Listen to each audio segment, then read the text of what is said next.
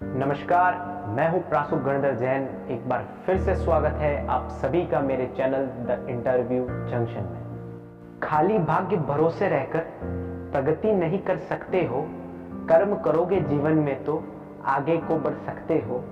श्रम की पूजा करने वाले स्वाद विजय का चखते हैं, चाहे राह कठिन हो कितनी भाग्य बदल के रखते हैं।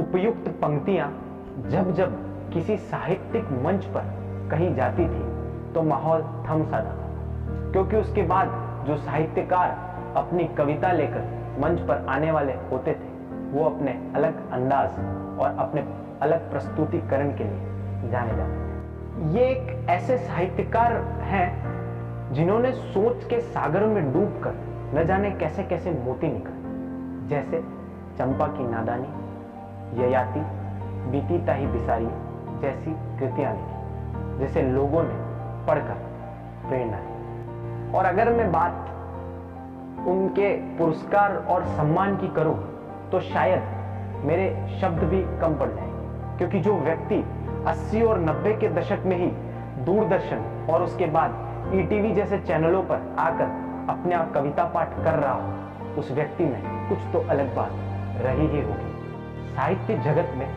जिन्हें केंद्र साहित्य अकादमी नई दिल्ली द्वारा साहित्य अकादमी पुरस्कार, बावजी चतुर सिंह अनुवाद पुरस्कार राज्य सरकार द्वारा और राजभाषा सम्मान पुरस्कार और एक विशेष पुरस्कार विश्व हिंदी साहित्य संस्थान जैसे पुरस्कारों द्वारा नवाजा गया, जिन्होंने पहले लोक भाषा वागड़ी और बाद में राजभाषा हिंदी में कई कविताएं और कृतियां लिखकर अपनी भाषा के प्रति सेवा भाव को दर्शाया।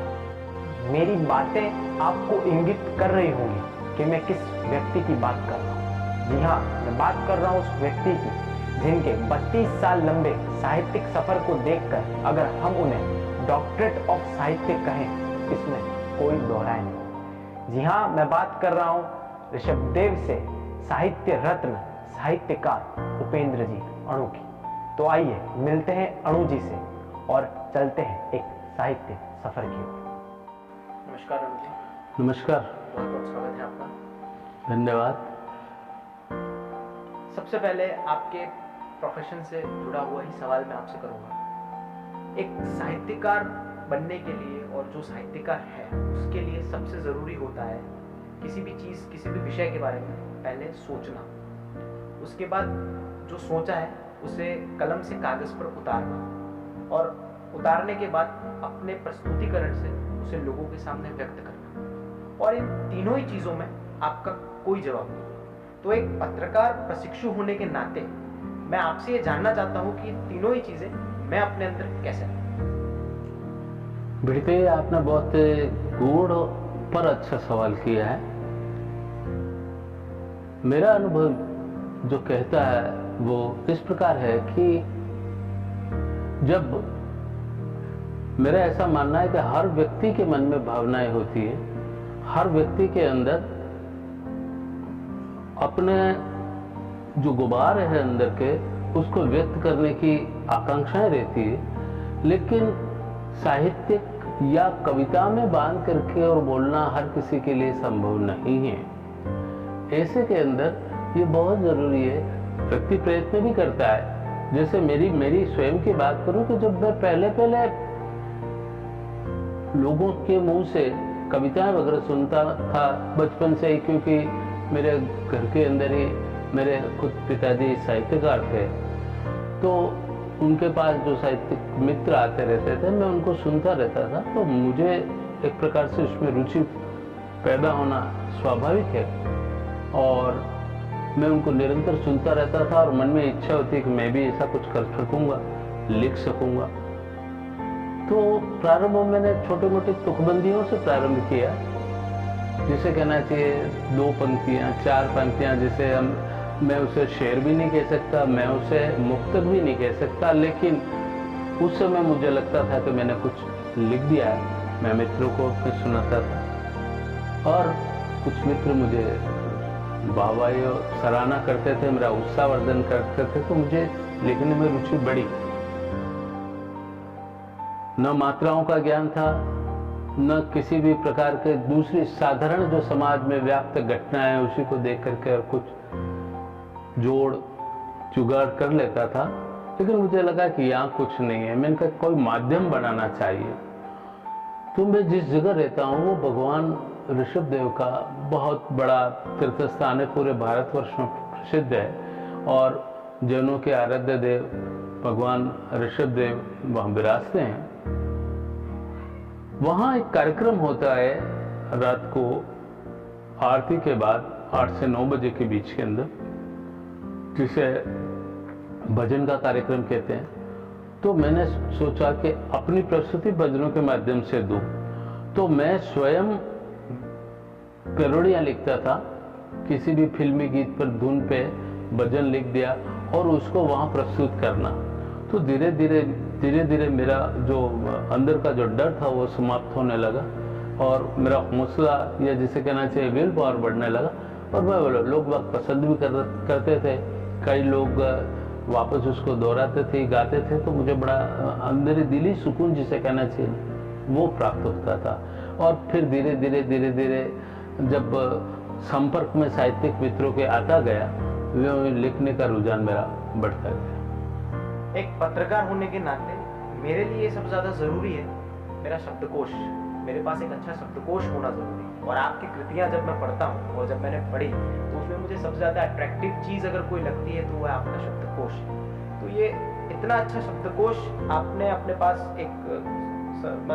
इकट्ठा करके रखा होगा, या रखने के लिए अपने अंदर क्या कोशिश आपने करी थी शुरुआत में, और कैसे आपने इतना अच्छा शब्दकोश अपने पास बनाया? ऐसा है प्रासुक भाई कि इसको प्राप्त तुरंत नहीं होता है या एकदम पढ़ने से भी नहीं आता है। जब आपकी जरूरत हो कि बढ़िया से बढ़िया रचना के अंदर शब्दों का गुंठन किया जाए तो वो उसके लिए ढूंढना पड़ता है, कभी किताबें भी टटोलनी पड़ती है, और धीरे धीरे अनुभव के माध्यम से ये धीरे धीरे बढ़ता है। मैं चूंकि वागड़ी में लिखता था, वागड़ी में लिखता हूँ और वागड़ी में लिखता रहूँगा। ये राजस्थानी भाषा की एक बोली है जिसके अंदर ये तो हमने वो किया था। तो उस समय मेरे पास वागड़ी का कोई शब्द भंडार या शब्द कोश नाम की कोई चीज नहीं थी। तो मेरे साहित्यिक गुरु रहे भाई डॉक्टर पद्मश्री चंद्रप्रकाश देवल, उन्होंने बताया कि तुम अनुवाद का कार्य करो। तो मैंने दूसरी भाषाओं से वागड़ी बोली के अंदर अनुवाद करना शुरू किया, और उसके अंदर बंधन ये था कि आप स्वतंत्र नहीं हो कुछ करने के लिए, सामने वाले ने जो लिखा है उसको अपनी भाषा में अनुवाद करना है। आप उसकी किसी भी बात को काट नहीं सकते, आप अपनी बात नहीं रख सकते, आप उसी पे आश्रित हो। उसने जिस स्तर पे या जिन भावों को जिन ऊंचाइयों पर डाला है उनको उसी ऊंचाइयों पे रहते हुए अपनी भाषा के शब्द डालना।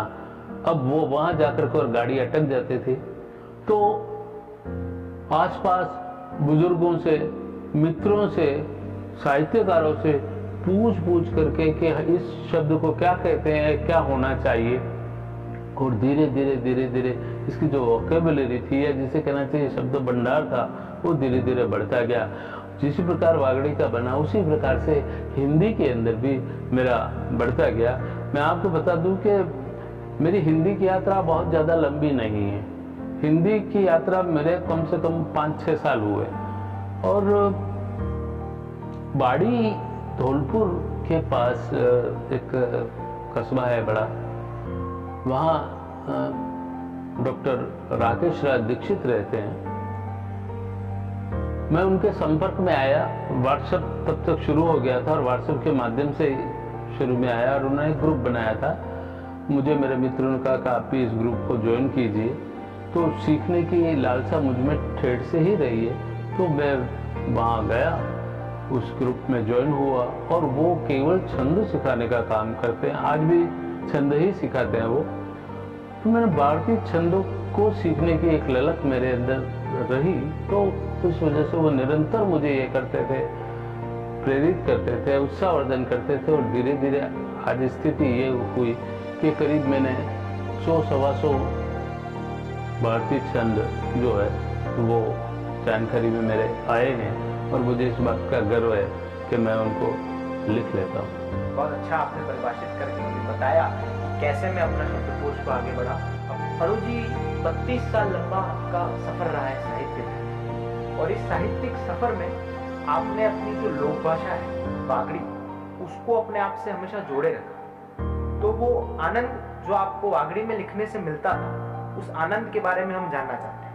दूसरा, वागड़ी में लिखते लिखते आप अपनी राजभाषा जो हमारी है हिंदी, उसकी तरफ भी आप प्रेरित हुए और आपने लंबे समय तक हिंदी की भी सेवा की, हिंदी भाषा की भी सेवा की, उसमें भी आपने कई कृतियां लिखी। तो दोनों ही भाषाओं में लिखने का अपना अपना आनंद आपका रहा होगा, तो इस आनंद को हम आपसे जानते हैं। देखिए, प्रारंभ में जब मैं तुकबंदियाँ करता था तो उस समय हिंदी के अंदर ही करता था, लेकिन 79 और 80 के करीब वागड़ी बोली का आंदोलन जो हमारी अपनी मातृभाषा है उसके अंदर चला कि हम साहित्यकार हैं तो हमारी अपनी मातृभाषा के प्रति भी स्नेह और ममत्व होना चाहिए। हम अपनी भाषा में किसी चीज को लिखते हैं या उसको प्रस्तुति कर देते हैं तो जो हमारी भाषाभाषी लोग हैं उनके लिए दूसरी भाषाओं से भी ज्यादा अधिक आनंद का विषय होता है, क्योंकि वो जो रात दिन बोलता है, वो जो रात दिन सुनता है, उसको कविता के माध्यम से उसके सामने प्रस्तुत किया जा रहा है तो उसका आनंद जो दूसरी भाषा को सुनने उससे दोगुना हो जाता है। और एक ये बात थी कि जिसके कारण से मुझे वागड़ी में प्रेरित हुआ।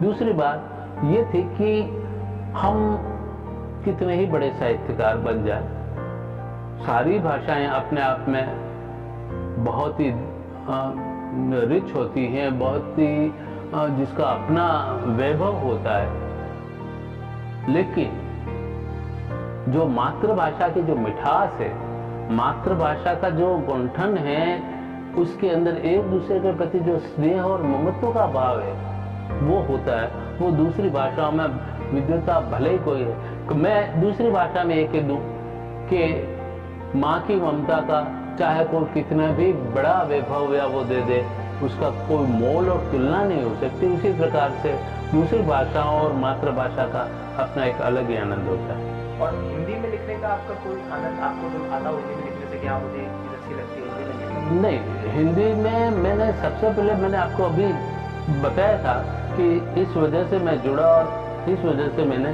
काव्य यात्रा प्रारंभ की, चतुष्पदियों से लेकर के और सबसे पहले दोहा से लेकर के और जितनी भी प्रकार के छंद हिंदी के अंदर हैं, सैकड़ों छंद है जिन्हें कॉलेजों में भी आज की तारीख में BA में तक 20-25 छंद से ज्यादा नहीं पढ़ाया जाता, बाकी सब विलुप्त प्राय से हो रहे हैं। और ग्लोबल वार्मिंग के युग के अंदर आजकल अतुकांत कविताएं और दूसरी चीजें, जापानीज विधा और हाइकू और नई तरह तरह की विधाएं, पिरामिड वगैरह ऐसी कई विधाएं आ गई। फिर वही राष्ट्रीयता की बात आती है कि हमने हमारी भाषा जो पूरे देश में पढ़ी जाती है, बोली जाती है, सुनी जाती है, हिंदी, उसकी ही पूरी जानकारी नहीं ली तो हम विदेशी भाषाओं की या विदेशी भाषा की कविताओं का क्या करेंगे। ये एक मन के अंदर मेरे जिज्ञासा रही। मैंने कहा हिंदी के अंदर जो है उसको तो हम प्रारंभिक जानकारी तो लो कि हमारे यहाँ कितने छंद हैं, क्या है, क्यों, क्योंकि मेरा ऐसा मानना है कि वेदों के जमाने से ही कविता और गीत प्रारंभ हुआ, तो ये सबसे प्राचीन विधा है, तो उसका अपनाना चाहिए। उसी के लिए मैं हिंदी की ओर प्रवृत्त हुआ और लिखना शुरू किया मैंने। तो छंदों के माध्यम से, गीतों के माध्यम से, तुकांत कविताओं के माध्यम से मैंने लिखना प्रारंभ किया। इसके बाद मैं धीरे धीरे गद्य की ओर बढ़ा और फिर गद्य के अंदर मैंने लिखा। अच्छा, आपने दोनों ही भाषा का हमें महत्व बताया कि दोनों ही भाषा अपने आप में कितनी महत्वता रखती है और दोनों ही भाषा का अपना अपना एक जॉनर है और अपनी अपनी लोगों की पसंद है दोनों ही भाषा को। अब हमारे अगले सवाल की ओर हम चलते हैं। अनु जी, 32 साल का आपका लंबा सफर रहा है और इस सफर को शुरुआत से लेकर अभी वर्तमान स्थिति तक अगर आप हमारे सामने साझा करना चाहें तो आप किस प्रकार उसे साझा करते हैं, क्या देखते हैं आप अपने सफर में? देखिए प्रासुर भाई, जब मैं भजन बना करके गाता था और इसके बाद संयोग से मेरे वागड़ी में लिखने की प्रेरणा देने वाले गुरु डॉक्टर ज्योतिपुंज से मुलाकात हुई। मेरे बहुत अच्छे मित्र हैं वो, और हमने साथ साथ एक संगीत विद्यालय में शिक्षा भी डूंगरपुर में साथ साथ ली। तो काफ़ी इसके बाद वो उदयपुर आकाशवाणी के अंदर चले गए और यूं ही किसी कारणवश इधर आना पड़ा, तो मुझसे मिलने के लिए आए और उन्होंने प्रेरणा दी कि अपनी मातृभूमि मातृभाषा के लिए कुछ करना चाहिए, आप अब लिखने लगे हो, अच्छा है, तो अपनी मातृभाषा के साथ जुड़ो और उसके अंदर कुछ लिखो। क्योंकि वो डूंगरपुर जिले के अंदर है, वहाँ वागड़ी बोली जाती है।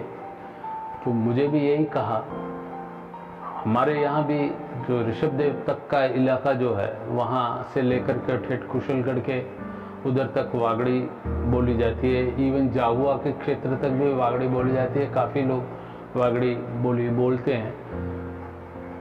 तो मैंने कहा कि ठीक है, करेंगे कोशिश, और संयोग से मैंने एक कविता रच दी थी और वो मिलने आए, तो मैंने उनको वो कविता सुनाई तो उनको बहुत अत्यधिक पसंद आई। वो कहते बहुत बढ़िया लिखी है आपने, अच्छे लिखे, और इसका सही उपयोग भी अपन करेंगे।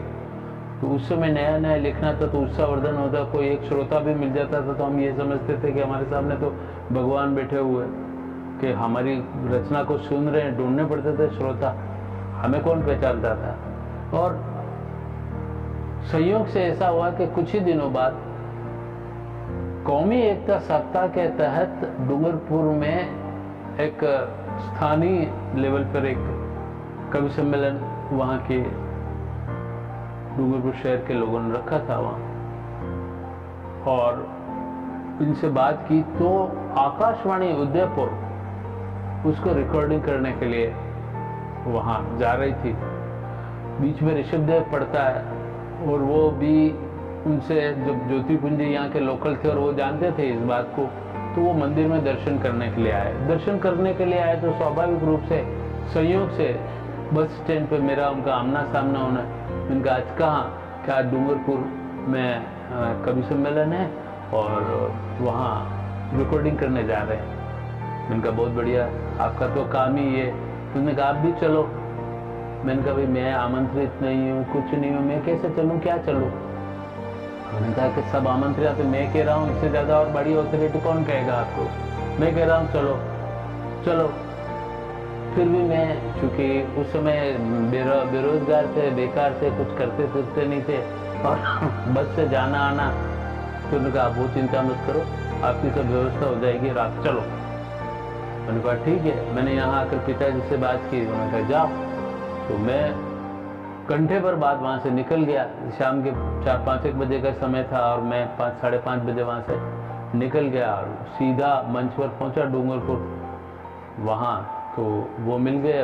उन्होंने जो एंकर थे, जो इस कार्यक्रम के संचालक थे, उनसे परिचय कराया कि ये बंदा भी कविता पाठ करेगा। तो उसने ये पूछा कि आप कौन सी विधा में पढ़ते हैं? अब हमें तो ये भी पता नहीं था कि विधा क्या होती है। तो मैंने सहस्थान के दिया, मैं वागड़ी में पढ़ूंगा यूँ। तो मेरी तरफ उस समय वागड़ी का नाम कोई जानता ही नहीं था, लेता ही नहीं था, किसी को पता ही नहीं था कि वागड़ी में कविता भी की जा सकती है। लोगों के लिए आश्चर्य का विषय था। तो उन्होंने कहा ठीक है और यस कर दिया। हम भी उस शायरों और कवियों की भीड़ के अंदर एक अदद सामान की तरह बैठ गए। अंदर डर भी था कि ये सारी बड़ी बड़ी हस्तियां यहाँ जिनको हम सामने बैठ के सुनते हैं, उनके साथ बैठ करके कविता पाठ करना क्या होगा क्या नहीं, डर भी रहे थे। और वो मेरे मित्र ज्योतिपुंज जी बार बार मुझको डैडस बना रहे थे, घबरा मत, कुछ भी नहीं, तो सबसे बढ़िया पड़ेगा, चिंता नहीं, आँख मिच करके धुआंधार पढ़ना, बस ये मेरे को बता ही दिया था। मैंने कहा अपना क्या बिगाड़ेगा, अपने कोई नौकरी है नहीं है जो कोई आपसे एक्सप्लेनेशन लेगा या वो होगा। मैं कहा जैसा भी होगा पढ़ लेंगे। और सही मानो कि 5वें या 6ठे नंबर पे मेरा नाम आया और उन्होंने भी उसी प्रकार का परिचय, एक नया बंदा आया है वो आपके सामने कविता पाठ करेगा और ये यूँ करके और परिचय दिया। तो लोगों ने भी वैसे ही लिया, स्वाभाविक है कि ये तो माहौल तो एंकर बनाता है।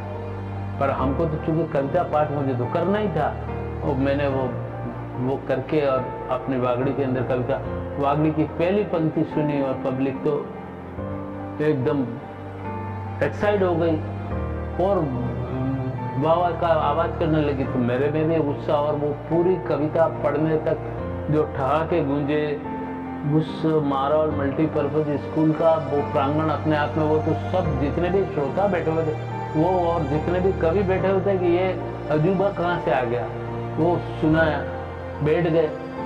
लोगों ने वंश मोर किया, हमारे पास दूसरी कविता ही नहीं थी। ये शाश्वत सत्य है। जब पहली बार कविता, मेरे पास दूसरी कोई पढ़ने को कविता नहीं थी। तो फिर वो इशारा किया तो एंकर ने बात घुमा करके ये कहा दूसरे दौर में पढ़ाएंगे, दूसरे दौर में पढ़ाएंगे। आई गई होगी बात, दूसरे कवि पढ़ने लगे और हम बिल्कुल एकदम एक आत्मविश्वास लेकर के और बैठ गए। अंदर से, अंदर की खुशी भी नहीं समा रही थी कि चलो पहली बार में हम सफल हुए।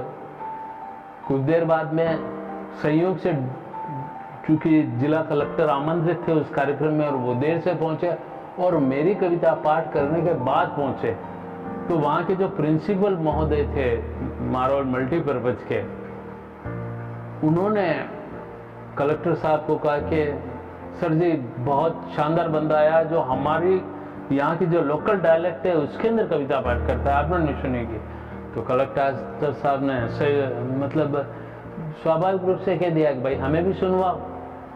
तो वो वापस उनके पास, एंकर के पास, भाई इस बंदे को वापस उठाना पड़ेगा, वो कविता सुनवानी है कलेक्टर साहब को। वो मेरे पास आएगा, आपको वापस पढ़ना है। मैंने कहा पढ़ देंगे, पर मैं यही पढ़ूंगा, दूसरा कुछ नहीं, दूसरा मेरे पास कुछ भी नहीं है। और मैंने वो कविता फिर सुनी। इस प्रकार करके एक ही कवि सम्मेलन में एक कविता को मैंने 3 बार पढ़ा और तीनों बार में पब्लिक का वही रेस्पॉन्स था, वही ठहाके और वही, मतलब उस दिन के बाद हम वो हो गए कि जैसे कि हमारे जैसा बड़ा कोई हो नहीं सकता। और डूंगरपुर में सुबह हो गई, सब अपने अपने चले गए, हम डूंगरपुर में ही घूम रहे थे, लोग बाग देख रहे थे और हम खुश हो रहे थे। और जनसंपर्क विभाग की तरफ से दूसरा आयोजन सागवाड़ा में था, जस्ट उसके दूसरे दिन, और वो परिवार नियोजन पे था। और वहाँ से उस समय ये मोबाइल और ये फोन वगैरह कुछ थे नहीं, तो उन्होंने आदमी भेजा अपने ऑफिस से कि आप उनको बुला के लाइए। तो वो मेरे यहाँ आया और मैं डूंगरपुर में घूम रहा था। विडम्बना देखिए, वो बंदा डूंगरपुर से ऋषभदेव आया निमंत्रण देने के लिए कि आज आपका कार्यक्रम सागवाड़ा में है, और मैं उस समय डूंगरपुर था। वो तो मैं नहीं मिला, तो उसने स्लिप में लिख करके और पिताजी को दे गया, वो तो चला गया। और मैं उसके 1 घंटे बाद ऋषभदेव पहुंचा। ऋषभदेव के भाई तेरा ये फिर निमंत्रण आया सागवाड़ा में कार्यक्रम है, और उसके अंदर लिखा हुआ था कि शाम को 7 बजे गाड़ी जाएगी, आप इस जगह डूंगरपुर में मिलना, वहाँ से आपको हम पिकअप कर लेंगे और वहाँ सागवाड़ा में ये आयोजन है और परिवार नियोजन पे कविता पाठ करना है, क्योंकि वो परिवार नियोजन से कार्यक्रम था। अब आप बात मानो या नहीं मानो, अपने पास कोई रचना नहीं मेरा परिवार नियोजन पे। तो मैंने सबसे पहले तो वहाँ करीब 20 मिनट में एक दूसरी कविता परिवार नियोजन पे लिखी, उसी टाइप की, उसी गोत्र की जिसने मेरे को प्रसिद्धि दिलाई पहले कवि सम्मेलन की। उसी टाइप की एक दूसरी कविता परिवार नियोजन पे, थाबरी तेरे को मैं कहता हूँ बात मेरे लिए मानी, और 500 की आया था जे तो ने अक्का रानी। तो उस टाइप की कविता थी और वो मैंने लिख दी, करीब 4-5 बंदों की कविता और लिख करके, और फिर मैंने फिर पढ़ा आगे क्या है। तो उसमें एक सबसे बढ़िया लाइन थी कि आपको 51 रुपये पारिश्रमिक दिया जाएगा। तो वो 51 रुपये मेरे लिए उस समय 5000 के बराबर थे, क्योंकि कोई था नहीं, उस जमाने की बात कर रहा हूँ। तो बहुत बड़ी रकम, मैं कहा चलो इतनी इज्जत हो गई।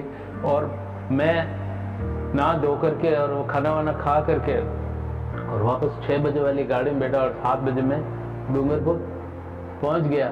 मेरी वेट ही कर रहे थे, जीप खड़ी थी जनसंपर्क विभाग की, वो डूंगरपुर के कुछ बड़े चुनिंदा शायर थे, कुछ बांसवाड़ा से भी आ रहे थे, उधर से भी, वो सब सागवाड़ा में। तो यूँ करके 20-25 एक शायर और कवि इकट्ठे हुए थे। उसमें एक अदद में भी फंसा हुआ था उसके बीच में।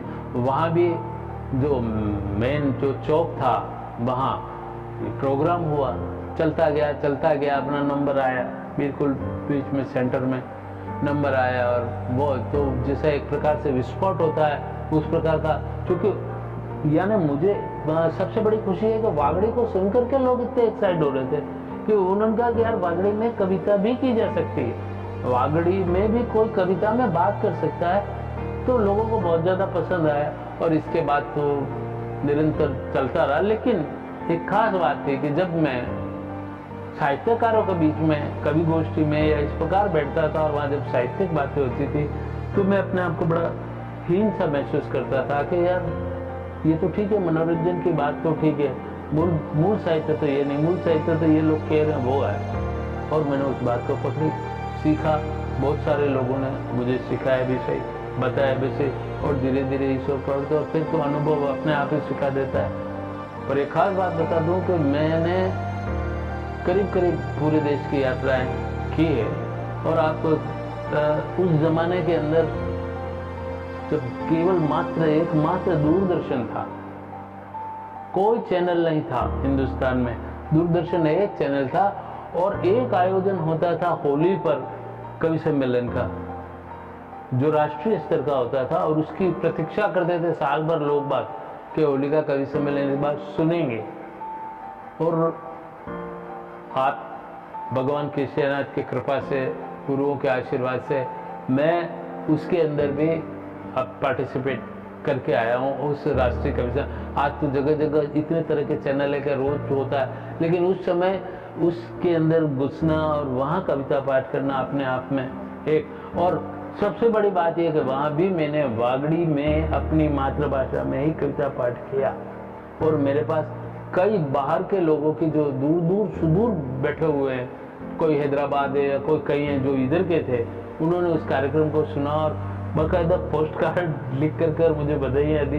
ये मेरे लिए गर्व की बात है। बहुत अच्छा आपने अपने जो सफ़र है उसको संक्षिप्त करके हमें बताया। 32 साल लंबे सफ़र को आपने बताया कि शुरुआत और वर्तमान में आपने अंतर स्पष्ट करके भी बताया। और एक चीज़ आपकी मुझे लगी आपकी बातों से कि first impression is last impression. आज भी अगर आप किसी साहित्यिक मंच पर अपना कविता पाठ करेंगे तो लोगों को यही महसूस होगा कि ये एक अलग चीज़ हमारे सामने रखी गई है, क्योंकि आपका पहला जो आपने बताया कि वैसा ही था जैसा अभी वर्तमान स्थिति में जैसा चल रहा है। अरुण जी 80 और 90 के दशक के एक प्रमुख साहित्यकार रहे और आज साहित्यिक जगत के जाने वाले साहित्यकार आप माने जाते हैं। कई लोगों के साथ आपने अब साहित्यिक मंचों पर अपना काव्य पाठ किया है। तो बात में अगर 80 और 90 के दशक के साहित्य की करूं और वर्तमान के साहित्य की करूं तो आप दोनों ही टाइम के और दोनों ही जॉनर के कवि हैं, क्योंकि आपने दोनों दौर देखे हैं और आप एक दौर तो अभी देख ही रहे हैं। तो उस स्थिति में और इस स्थिति में आपको कितना अंतर नजर आता है? देखो, बहुत बढ़िया प्रश्न है। मेरा सौभाग्य रहा है कि मैं काव्य मंचों पर भी रहा हूँ, तो मैं किताबों में लिखने के में भी अपनी भागीदारी निभाई है। मेरी 17-18 किताबें प्रकाशित छोटी बड़ी हो चुकी है आज तक। तो पहले तो ये डिफाइन कर लो कि साहित्यिक कृतियों का और मंची कृतियों का दोनों का अलग अलग स्वभाव है। मंच पर कवि कविता पाठ पब्लिक के मनोरंजन के लिए, पब्लिक को एक्साइट करने के लिए, पब्लिक को हंसाने के लिए या पब्लिक को भावुक करने के लिए अपने कविता पाठ करता है। वहाँ प्रस्तुति प्रमुख होती है, शब्द प्रमुख उतने नहीं होते हैं जितनी प्रस्तुति प्रमुख होती है। रामधारी सिंह दिनकर के जमाने की अगर मैं बात करूं, बहुत पहले की, तो उस समय शुद्ध साहित्यिक मंच होते थे जहां लोग बाग सारी रात बैठ कर कविता पाठ सुनते थे। धीरे धीरे बदलाव आता गया। इसके बाद गीतकारों की एक बड़ी लंबी फहरिस्त हुई। वहां भी उस समय भी मंचों पर कविता सुनी जाती थी, लेकिन आज काव्य मंचों पे इस बात को कहते हुए मुझे जरा भी हिचक नहीं कि आदरणीय काका हाथरसी, जिन्होंने हास्य जगत के बादशाह कहा जाते हैं, और उस जमाने के अंदर जब इन लोगों के साथ कविता पाठ करते थे तो इतने सारों के बीच में एकमात्र हास्य कवि के रूप में काका का मान था। आज स्थितियां बदल गई है। आज जितने भी कवियों की टीम है उसमें अधिकतर हास्य कवि मिलेंगे, उसमें बेचारा एक वीर इसका कवि होगा, बेचारा एक गीतकार होगा। जस्ट विपरीत परिस्थितियां हो गई। आज इस वार्मिंग युग में हर कोई व्यक्ति टेंशन से पीड़ित है, किसी किसी समस्या से पीड़ित है। ऐसे में हास्य उनको थोड़ा सा राहत और सुकून देता है। वहाँ वो कविता सुनने नहीं आते हैं, वो केवल अपना मनोरंजन करने आते हैं। हम कैसे इंसान अपनी रोज की परेशानी को भूल करके कुछ देर है वो साहित्य के माध्यम से, कविता के माध्यम से अपने, तो ज्यादातर, लेकिन कविता हो वहां तक भी ठीक है। आजकल बहुत अधिकतर चुटकुलेबाजी हो गई है मंचों पर, ज्यादातर चुटकुले। पूरे 1 घंटे तक कवि खड़ा रहेगा और 1 घंटे तक मैं मुश्किल से वो 5 या 7 मिनट की कविता सुनाएगा, बाकी का टाइम वो अपने बातों से और चुटकुलेबाजी से समय पास करेगा। और स्थिति अब बड़ी इसी प्रकार की। तो जो हम कविता, अगर कविता हास्य की है, जैसे मैं नाम लूँ, काका हाथरसी से लेकर बड़ा लंबा इतिहास रहा है, प्रदीप चौबे, ओम प्रकाश आदित्य, और भी हास्य के बड़े बड़े नाम हैं कि जिन्होंने शुद्ध कविताएं, शैल चतुर्वेदी, जिन्होंने मात्र कविताएं की, कभी चुटकुलेबाजी नहीं करी। लेकिन आज चुटकुलेबाजी प्रमुख हो गई है, कविताएं कम रह गई है। और तो और दूसरे कवियों को अपनी बात कहने के लिए भी कहीं कहीं इसका सहारा लेना पड़ता है। तब मन में एक दर्द पैदा होता है कि हम क्या लिख रहे हैं। और साहित्यिक, अगर आपको कविता खोजनी है तो पुस्तकें पढ़िए, आप पुस्तकों में जाइए, तब जाके अपन को वो मिलता है। तो ये एक बेसिकली इसके अंदर फर्क आ गया है साहित्य और काव्य मंचों के अंदर। काव्य मंचों की स्थिति तो आप खुद भी सुनते हैं, जानते हैं। आज भी कुछ लोग चल रहे हैं जो नहीं पढ़ते। जैसे मैं नाम लूँ डॉक्टर विष्णु सक्सेना, वो कभी मंच पर चुटकुलेबाजी नहीं करता, वो सीधे साधे गीत पढ़ते हैं और 1-1 घंटा काव्य पाठ करने के बाद भी लोग बाग उनको उसी प्यार से सुनते हैं। और सुनने के लिए और ये तो कोई जरूरी नहीं है कि हम आपके प्रस्तुति में, आपके शब्दों के अंदर कितनी जान है कि पब्लिक आपसे जुड़े, ये आपके ऊपर निर्भर करता है।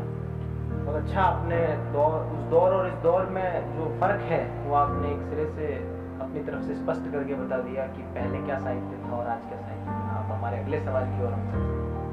अरुण जी, जब लोगों को ये पता चला कि मैं आपका साक्षात्कार लेने वाला हूँ, तो लोगों का एक निवेदन है मेरे माध्यम से आपको कि आपकी कोई भी एक, आपकी पसंद से कोई भी एक हिंदी कविता और कोई भी एक वागड़ी कविता, वो मेरे माध्यम से आपसे सुनना चाहते हैं, उनका ही निवेदन है। ठीक है, आप कह रहे हैं तो मैं 1-2 गणाक्षरी वागड़ी के अंदर, चूंकि मैं वागड़ी में ज्यादा लिखता हूँ, तो वागड़ी की गणाक्षरी सुना देना चाहूंगा।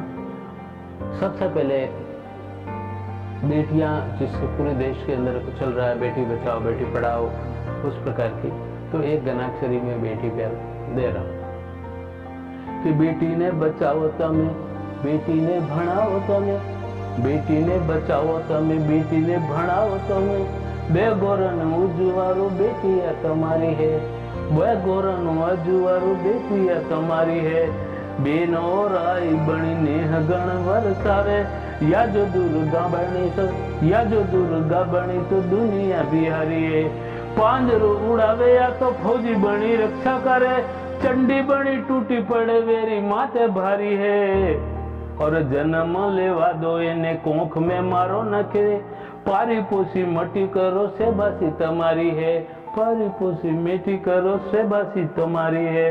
और एक मतलब मैंने करीब करीब बहुत सारे गणाक्षरियां लिखी है, कई तरह की गणाक्षरियां लिखी, पर एक पुलवामा का कृत्य को मैं आज तक भी नहीं भूल पाया। और ये जो दोगलापंथी है कि बाहर तो दोस्ती का हाथ और पीठ पीछे छुरा भोगते हैं, उस पर मैंने उस समय एक वो घाव तो आज भी देश के हर नागरिक के दिल पर होगा जो 44 जवानों में हुआ। नामरद इमरान आवे ने जरा इलाज, नामरद इमरान आवे ने जरा इलाज, दाद खुजली नी खाज हर मन आवे है, दाद खुजली नी खाज हर मन आवे है। मोड़े मोड़े अल्लाह करे मोर वाहे सरो फरे, आड़ी टेढ़ी बातें करे मन भरमावे है, आड़ी टेढ़ी बातें करे मन भरमावे है। उग्रवादी करे त्यार, उग्रवादी करे त्यार, मोकले है माड़ा पार, घुसपेट कर वाड़ी मन कमरावे है। और ठगारो दूतारो यो तो, ठगारो दूतारो यो तो, बडूरनो भाबो यो तो, थाकीनी भी साटे यो तो गुबी गली जावे, थूकीनी भी साटे यो तो गुबी गली। यानी ये मेरी अंतर की जो आक्रोश में पीड़ा थी उसको मैंने व्यक्त किया है। और क्योंकि आपने हिंदी की बात करी तो मैं एक छोटा सा गीत एक दो बंद का पढ़ लेता हूँ। हमारे यहाँ एक कबीरदास जी की एक रचना आती है, चदरिया जीनी रे जीनी, या क्यों की त्यों दर्दनी दीनी चदरिया। और वो उसमें यही कल्पना है कि ईश्वर हमको एक चद्दर दे या एक चादर दे, तो वो दे तो हम उसको वापस ईश्वर को बिना किसी दाग को लगाए, बिना उसको मैली कह कैसे वापस सौंपे, उसी में रात दिन व्यक्ति लगा रहे। इस प्रकार की रचना, उस पर मेरी कल्पना ये थी कि अगर कबीरदास जी उस जमाने में नहीं हो करके और आज के युग में होते और वो चादर कुछ खास विशेष लोगों को मिल गई होती तो उस चादर का क्या असर करते, उस चादर का क्या होता। उस गीत के माध्यम से एक चादर दी रब ने हमको नहीं संभाला हमने, एक चादर दी रब ने हमको नहीं संभाला हमने, और खून के छींटे डाल के गंदा कर दिया मिलकर सबने, खून के छींटे डाल के गंदा कर दिया मिलकर सबने। तो ये मेरी है ये मेरी है कह के लगे झगड़ने, और सभ्य मुखोटे फेंक के आपस में ही लग गए लड़ने, और सभ्य मुखोटे फेंक के आपस में ही लग गए लड़ने।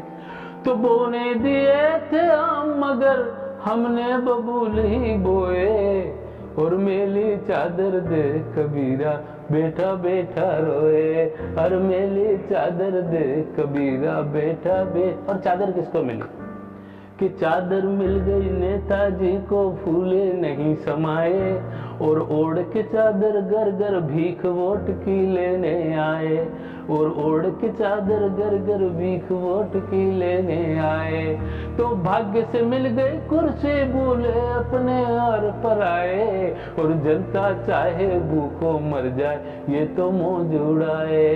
तो देश जल रहा दंगों में ये तान चदरिया सोए, और मेरी चादर दे कबीरा बेटा बेटा। और ये जो कथित डोंगी धर्मगुरु जो एक दूसरे को हमें धर्मों के नाम से सियासत करके आपस में लड़वाते हैं, उन लोगों को चादर मिली तो उनका क्या किया। तो उसका हास्य क्या होता है कि पंडित मुल्ला मिलकर रब से चादर मांग के लाए, दीने ईश्वर ने मांग के लाए, पंडित मुल्ला मिलकर रब से चादर मांग के लाए, और बंदों और फकीरों में तकरीर आप फरमाए कि मंदिर तोड़ो मस्जिद तोड़ो कह के ये लड़वाएं, और निर्दोषों की लाशों पे ये बैठ के रोटी खाएं, और निर्दोषों की लाशों पे ये बैठ के रोटी खाए। तो खून से रंग गई चादर को क्यों उपदेशों से धोए, और मेरी चादर दे कबीरा बैठा बैठा रोए। और मैं उन लोगों के नाम से भी पैसा यूं ही इकट्ठा नहीं हो जाता है, कोई ईमानदारी से काम करे तो पेट भर सकता है, इससे ज्यादा कुछ भी नहीं। मेरा अपना अनुभव है, मैंने उनके लिखा है कि चादर दी धनवान को तो वो भी संभाल नहीं पाया, और चूसा खून गरीबों का चादर पर दाग लगाया, और चूसा खून गरीबों का चादर पर दाग लगाया। देख के इसकी करतूते मानवता भी शर्माए, और खुली सड़क पर एक तारा ले एक बंजारा गाए, और खुली सड़क पर एक तारा ले एक बंजारा गाए। तो करता क्यों धन का जनून तो पाप की गठरी डोए, और मेली चादर दे कबीरा बैठा बैठा रो। बहुत बहुत सुंदर आपने कविताएं सुनाई। बेटी बचाओ बेटी पढ़ाओ का संदेश वागड़ी में गया और लोग जरूर इसे सुनकर उस पर अमल करेंगे। और एक संदेश हमारा वागड़ी में पाकिस्तान में इमरान खान को गया, वो जरूर उस तक जाएगा और उसको समझ में आएगा कि मैं असली में क्या कर रहा हूँ। आपने आईना दिखाया पाकिस्तान को कि असली में और असल में हमारे देश को भी आईना दिखाया कि पाकिस्तान को हमें किस तरीके से लेना चाहिए, उसकी आदतें क्या है और वो क्या कर रहा है आपकी इस कविता के माध्यम से। और तीसरा जो चादर वाली कविता आपने सुनाई जो हिंदी में थी, बहुत अच्छी कविता आपने सुनाई कि चादर जिसके पास है वो भी दुखी है, जिसके पास नहीं है वो भी दुखी है। बहुत अच्छा कंसेप्ट आपका था। कविताओं के बाद मेरा आखिरी सवाल, जिसको अगर मैं सिग्नेचर क्वेश्चन कहूँ मेरे हर इंटरव्यू का, तो भी उसमें कोई दोहराए नहीं। तो मेरा आखिरी सवाल आपसे यही है कि एक संदेश लोगों को, मुझ जैसे युवा पत्रकार को जो पत्रकारिता में अपना भविष्य खोज रहे हैं, और वो लोग जो साहित्य में अपना भविष्य खोज रहे हैं, जिन्हें साहित्य में अपना करियर बनाना चाहते हैं, उन लोगों के लिए आपके माध्यम से एक संदेश। तो इतना ही संदेश है साहित्यकारों के लिए कि वो दुनिया के साथ कदम से कदम मिलाकर चलें, दुनिया के लिए लड़ें, और वसुधैव कुटुंबकम जो भारतीय नारा है उसको फॉलो करते हुए इस प्रकार की रचना के पूरे समग्र अपने देश के साथ साथ पूरे विश्व का भला हो, विश्व के साथ मिलकर के और हम कदम से कदम मिलाकर चलें।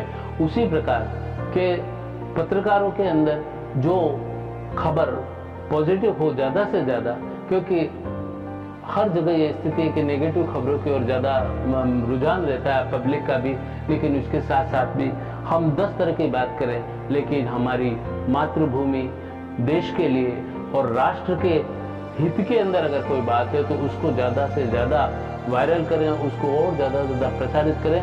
उसके साथ किसी भी प्रकार की राष्ट्र के प्रति गद्दारी की बू नहीं आए, इस प्रकार के समाचारों को हम प्रेषित करें। क्योंकि समाचार लिखना या कहीं कोई वो हुआ या ये कार्यक्रम हुआ और उसका वो कोई खास बात नहीं है, अंदर से खोज करके और मोती निकाल करके लाना वही सच्ची पत्रकारिता है, जिससे पूरे देश के अंदर एक संदेश जाए, एक मैसेज जाए और हम देश को जोड़ने का काम करें, तोड़ने का नहीं। बहुत बहुत धन्यवाद अणु जी, आपने अपना अमूल्य समय हमें दिया और हमें बहुत सारा साहित्य के बारे में ज्ञान। धन्यवाद आपका भी, बहुत बहुत आपने समय दिया उसके लिए धन्यवाद। तो ये थे मेरे साथ डॉक्टरेट ऑफ साहित्य, साहित्य रत्न, साहित्यकार उपेंद्र जी अणु, जिनके विषयों की गहराई में जाकर छिपे हुए अणु को बाहर लाने की कला को देखते हुए उपनाम अणु दिया गया था। आगे और भी ऐसे लोगों से मिलते रहेंगे, तब तक के लिए मेरे साथ बने रहिए। अपना ध्यान रखें, सुरक्षित रहें, सामाजिक दूरी बनाए रखें। नमस्कार, धन्यवाद।